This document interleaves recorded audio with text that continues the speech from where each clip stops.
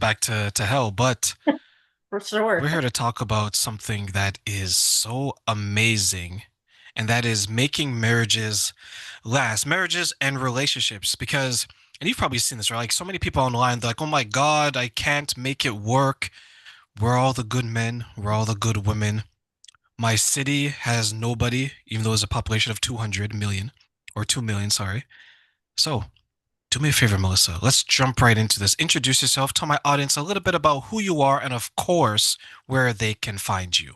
Okay, my name's Melissa Vera. I am a mom.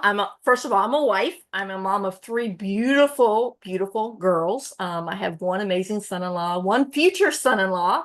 I also say I have an adopted son because he was my middle daughter's eighth grade um, boyfriend that he just stuck around even though he's married to somebody else. And actually today they just had their first baby, so I'm so excited for that. Can't wait to hold that little baby in my arms. My husband is a native of Mexico, so immigration and cultural differences and everything, a huge play in our marriage. And I'm from North Carolina. I was born and raised here. My dad was a Marine Corps veteran. Um, and they can find me at Frugal Mom on Instagram. I have Adventures of Frugal Mom, which is my blog. I also have Chats from the Black Cabin, which is the podcast, and Amazon too, because I wrote a book called Anchored in Hope, or wrote a chapter in the book called Anchored in Hope. Perfect. So, I guess my first question for you, besides, of course, let me pause. Congratulations. Fantastic family story. My first question is, and this is probably what people are dying to know, how did you make it work, and how did you make it work for so long? First of all, I decided early on that I was not going to let anybody else get into my marriage.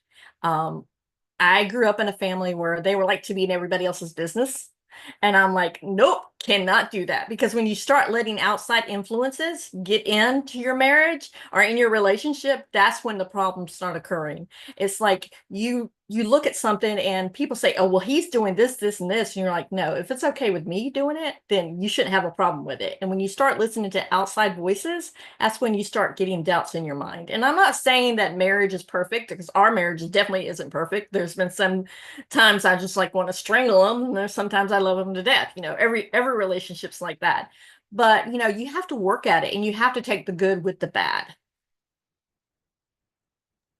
You have to take the good with the bad. I love that because one thing that I learned is that you can truly appreciate someone when you're able to resolve a conflict with that person. Yep. And these are things that I live by. So as you look back, let's go from like the early stages when you guys were courting each other, maybe when the stardust was completely in your eyes. Not that you don't have it now. Yeah.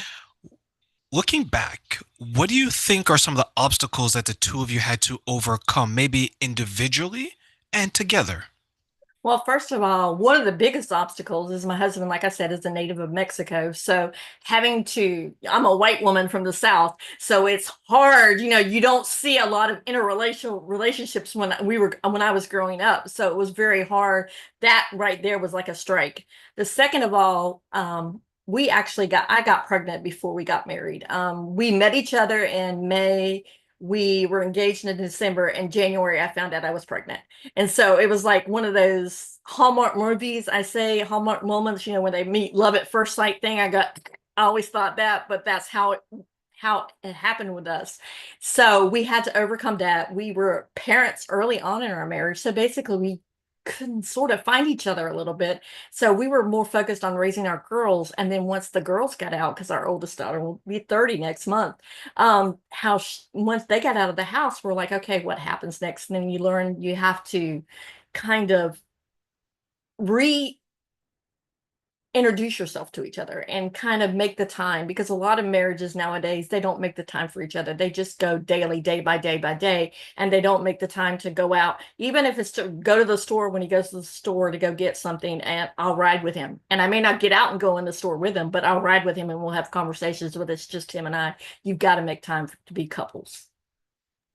I think that's a part that a lot of people miss. And you can tell someone's state of mind. And I like that when you introduced it, you went what I would like to call the hierarchy, right? You said Mhm. that I'm a wife, I'm a mother, then I'm this. a lot of people they'll say that, well, I'm a parent. I'm like, Mm. well, yeah, but eventually you will always be a parent, No. but eventually kids are going to leave the nest and it's going to be you and your spouse. So you want to make sure that that is strong because a strong foundation, which is the marriage, will make beautiful, strong children.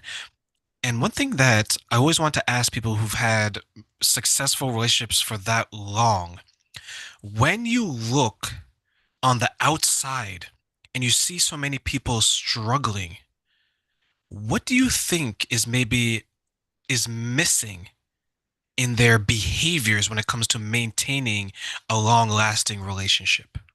A lot of it is what I see is people are so centered on themselves and centered on making themselves happy and making sure that they get everything that they want and not worrying about what their partner wants. And you've got to compromise with your partner. You've got to sit there and you've got to talk about, okay, well, if I want to do this today, then okay, I'll do this tomorrow with you, because we may not all like the same things. I mean, my husband loves to, drink. I don't drink, but I tolerate it. And I don't say tolerate. What's the word I'm looking for? I don't want to say allow, but I know that he's going to drink. So I'm like, okay, fine. You're drinking. I'm not drinking. We're cool. Tomorrow we're going to go do something I want to do, because we may go out and have a few drinks. I may get an iced tea or whatever. But you have to compromise and you have to do what both of you like or do things that maybe you might like, but your partner might not like, or something your partner may like that you may not like. So you have to compromise and just kind of go along and go with the flow of things because I think it's very important when you start getting so centered on what you want that you forget about what other people in the relationship want. Do you then think there's too much individuality in the relationships then? Yes, I think so. I think it's too many people are focused on what makes them happy instead of what would make them happy as a couple together. And you see so many marriages, especially if you look at Hollywood, so many marriages after 2 or 3 years, they're breaking up. And it's because they're all centered about what they want in their life, not what they want together as a couple. That's interesting because you have like team, right? And people say that I'm a team, but they're like, there's no I in team, but there's M and an E. There's a me in Uh-huh. team, right? And I think what some people seem to forget, and I created this with my partner, is that, and it goes back to what I said about the hierarchy, but when I coach women, I tell them the same thing. And I say that when you're in the relationship, the top of that pyramid of love Hmm. is the relationship. It's above the two people in it. Hmm. Then it's the two people in it. Then if there's any children, there's children in it. Then at the bottom of that pyramid is the entire world. Hmm. Friends, family, acquaintances, coworkers, wherever. And one thing that you mentioned is that people let other people get inside their relationship who aren't a part of it. Why Uh-huh. do you think that happens? Honestly, I think people are so busy looking for validation outside of their relationship with people that they know and around them. Like, oh my gosh, you have the perfect marriage. Or, oh my gosh, I love what you guys do this together. And when you start comparing yourselves to what other people have in their relationships, because nobody knows what's going on behind closed doors in anybody's houses.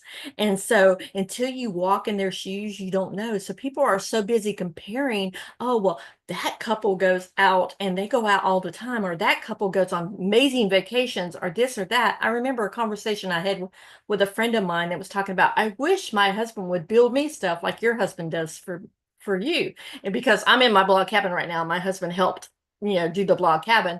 But and I looked at her and I was like, well, you know what? I really wish that my husband, we would go out more like you and your husband do. And she was like, oh my gosh, I didn't think about that. So when we start looking and instead of comparing, we start having conversations with other couples, we start realizing that things aren't always the picture perfect thing that we always see because every marriage comes with struggles and you have to make the commitment to work together because when you make that commitment to say, uh, for better or for worse, and sickness and health until death do us part, those are lifelong commitments. They aren't like for 5 years. They aren't for 10 years. I mean, early on in our marriage, like I said, I was pregnant when we got married, but also I lost my sister. We got married in April and I lost my sister from cancer in May. So that was a devastating, my sister was my best friend, and that was a devastating loss to me. And he helped me through that.